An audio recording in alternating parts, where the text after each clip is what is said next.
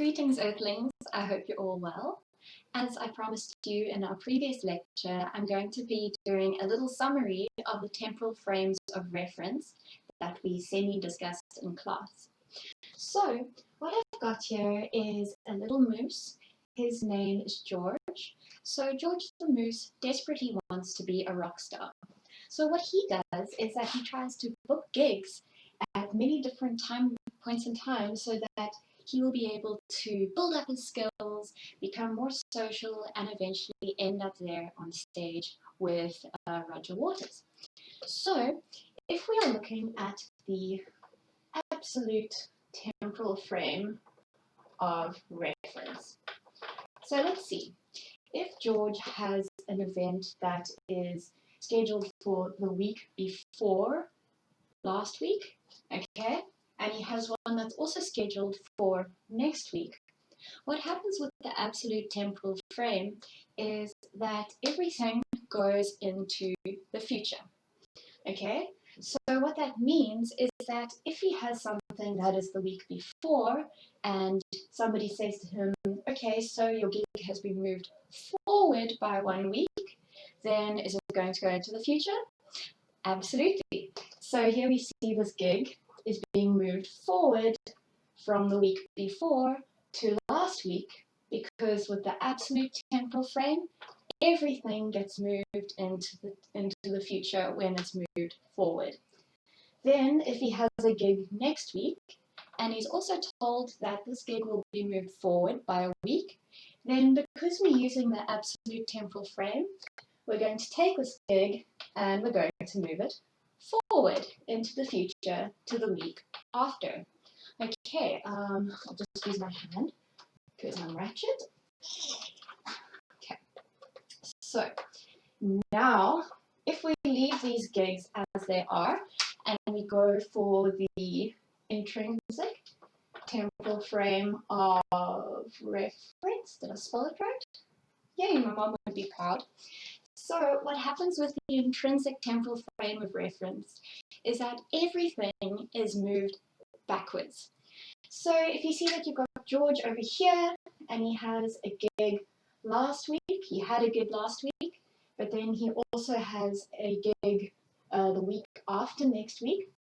Now if we say that both of these gigs have been moved forward, then they are actually going to be pushed backwards behind us into the past in time.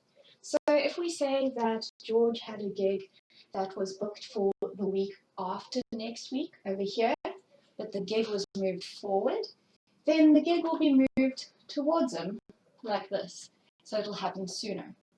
Okay. But then if we have something that occurred last week, so he had a gig last week, but this gig was actually moved forward, then it means that this gig would have taken place the week before. Okay, so the next one that we're going to be doing is called the relative reflective temporal frame. There we go. We've got the relative reflective. So when I do this one, I like to think of it as in when you are looking out into something, if you're surrounded by mirrors which reflect. So for example, if George over here were to look and see a mirror, then he would be looking back at himself. Wow, this is a terrible drawing. But basically, so if he's looking like that, everything gets reflected back to him. So then if we were to say that the gig that was scheduled for the week after next week was moved forward, then this event would be bounced towards him. So then the event would take place next week. Now, if George were to look behind him into the past, we would still see that because there's this reflection, okay, that looks more like seaweed, but please bear with me. Oh dear, okay, never mind, it's the last course.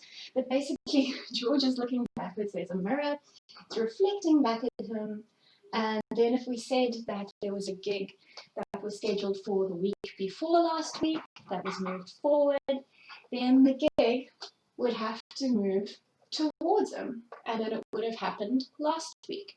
So So as we can see, we've now got our absolute temporal frame of reference, which always moves into the future.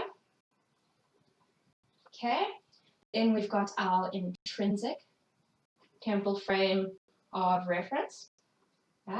Intrinsic, there we go, which always moves into the past.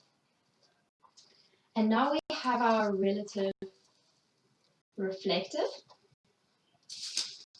So this means that anything that we have in the past or anything that we have in the future has to come back towards us.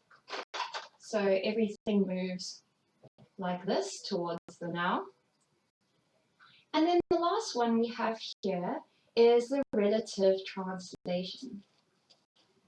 Okay, so what happens with this is that we have us now and everything moves away from us. So for example, this goes outward like that and this one goes outward like that. So if we've got George over here, oh, I made quite a mess. If we've got George over here and he had a gig last week and that gig was moved forward by a week, then the gig would have happened the week before last week. However, if he has a gig next week, but the gig was moved forward, then he would now have the gig the week after next week. So the best way to try and actually study these is to just write this down. So you've got your absolute one, it absolutely moves into the future. You've got your intrinsic, then you've got your reflective, it bounces back towards you, and then you've got your translation, which just goes outwards like that. So you can just have them like this, and that's pretty much it. Okay, bye.